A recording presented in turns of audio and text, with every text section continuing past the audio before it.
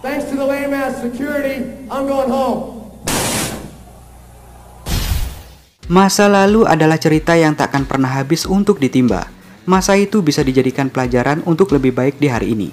Begitupun kisah-kisah para rockstar dengan ceritanya yang arogan di masa itu. Pada era 1990-an, Guns N' Roses adalah salah satu grup musik terkenal dunia yang digandrungi jutaan anak muda di berbagai negara. Ya, lagi-lagi Guns N' Roses yang kita bahas, I Love You GNR. Grup musik ini memiliki vokalis fenomenal Axl Rose, juga seorang gitaris yang sama fenomenal Slash. Seperti umumnya, grup musik Guns N' Roses pun mengadakan konser di berbagai tempat. Namun yang berbeda, pada tanggal 2 Juli 1991 malam hari, Guns N' Roses mengadakan konser di gedung Riverport Amphitheater St. Louis, Missouri. Konser itu dihadiri sekitar 16.000 orang yang berdesak-desakan di depan panggung konser. Lalu, bagaimana kenangan tak mengenakan tentang konser ini? Yuk kita bahas.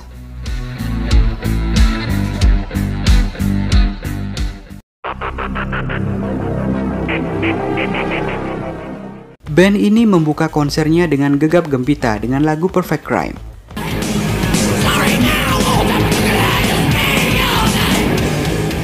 Suasana tampak meriah dan GNR menampilkan lagu-lagu di album Appetite for Destruction dan album terbarunya Use Your Illusion yang akan segera dirilis pada bulan September di tahun itu.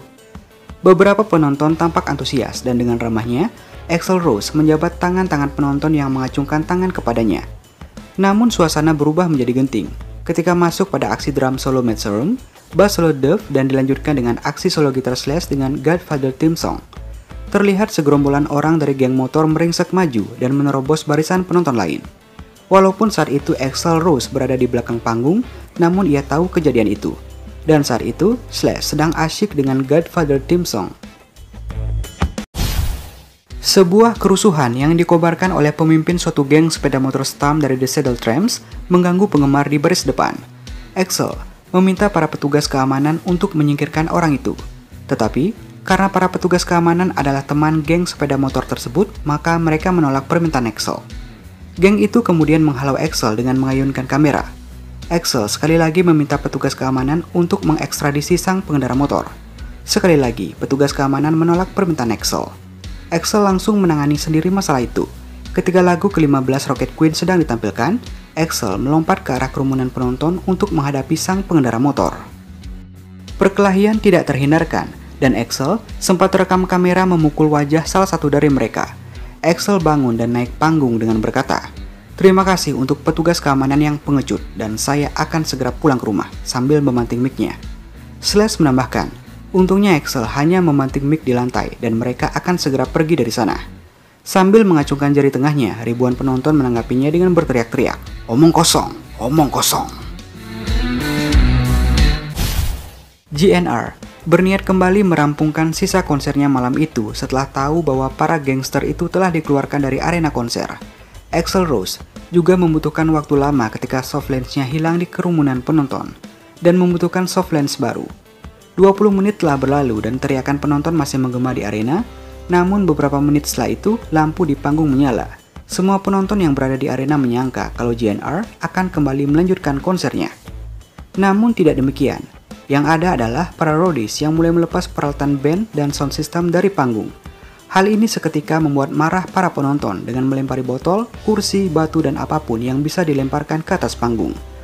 Para roadies menyelamatkan diri, namun tidak dengan peralatan band GNR dan sound systemnya yang hancur terkena lemparan penonton. Beberapa penonton naik ke atas panggung, merusak apa yang ada di panggung, dan berkelahi dengan para roadies dan petugas keamanan.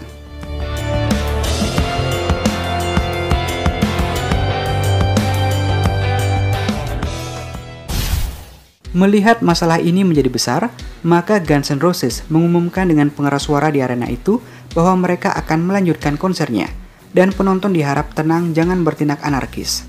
Namun ini terlalu sedikit terlambat, kerumunan itu melampaui titik rasional. Tak lama kemudian, pengumuman lain dibuat bahwa pertunjukan selesai, tapi ini hanya memicu kemarahan orang lebih banyak.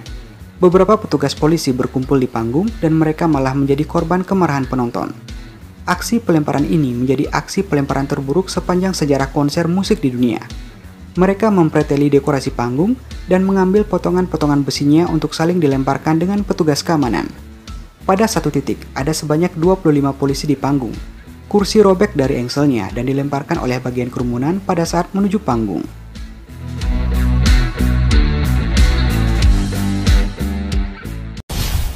Penonton naik ke panggung dan mengambil beberapa peralatan musik Guns N' Roses yang bisa dianggap sebagai souvenir dan dibawa pulang. Para petugas keamanan konser menghubungi polisi untuk membantu meredakan kerusuhan. Lebih dari 500 petugas polisi dipanggil masuk dan penggunaan gas air mata untuk membubarkan kerumunan itu. Akhirnya, 60 orang dikirim ke rumah sakit. Banyak orang terluka dan lainnya diperbolehkan pulang ke rumah.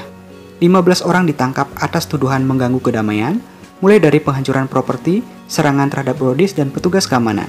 Sebagian besar kerusakan adalah peralatan Guns N' Roses.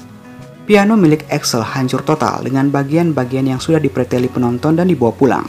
Begitu juga dengan drum milik Matt Sorum yang hancur, dan beberapa bagian hilang diduga dibawa pulang para penonton dan sound system pun hancur.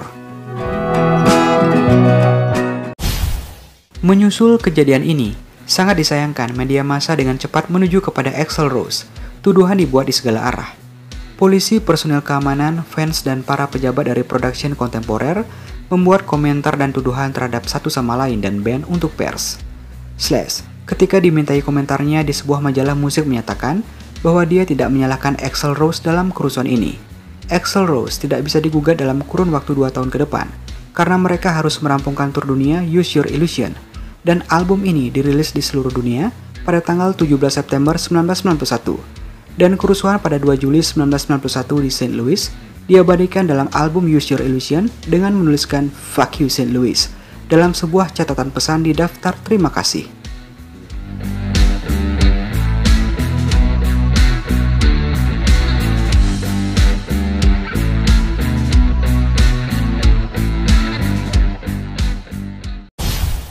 Dampak terbesar dalam kerusuhan di St. Louis bagi Guns N' Roses bukan kehilangan peralatan musik seharga jutaan dolar. Namun dari kejadian itu, hubungan Axl dengan Izzy menjadi buruk. Kejadian itu menjadi puncak kekesalan Izzy atas akumulasi keterlambatan Axl datang ke tempat konser dan ketidakprofesionalan Axl dalam menangani band. Izzy masih bermain untuk GNR hingga bulan Agustus 1991 ketika mereka bermain di Wembley, London, dan konsernya diabadikan dan disiarkan langsung oleh MTV.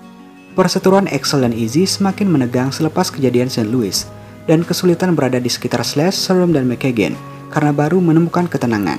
Waktu itu Izzy telah sembuh dari ketergantungan narkoba, namun Duff, Slash, dan Matt terus kecanduan alkohol, dan puncaknya pada 7 November 1991, Izzy menyatakan keluar dari Guns N' Roses. Saat orang bilang Axl tidak mau difoto, mereka tidak memikirkan gambar besarnya. Guns N' Roses adalah band yang paling banyak dibajak sepanjang sejarah, terang Axl. Merekam konser mungkin memang menyenangkan bagi para penonton, karena setidaknya mereka bisa memiliki dokumentasi. Namun tidak semua musisi senang, karena perekaman semacam itu bisa berpotensi menjadi pembajakan oleh orang-orang yang tak bertanggung jawab. Kini setelah ponsel telah menjadi bagian gaya hidup, orang-orang pun senang menggunakan ponsel untuk memotret atau merekam konser yang ditontonnya. Namun ada kalanya, kebiasaan menggunakan ponsel untuk merekam konser semacam itu tidak diperkenankan oleh musisi bersangkutan, sehingga dilarang digunakan. Ya emang gak asik ya, mending naikkan tangan dan singelong bareng. Oke, sekian. Salam rock and roll.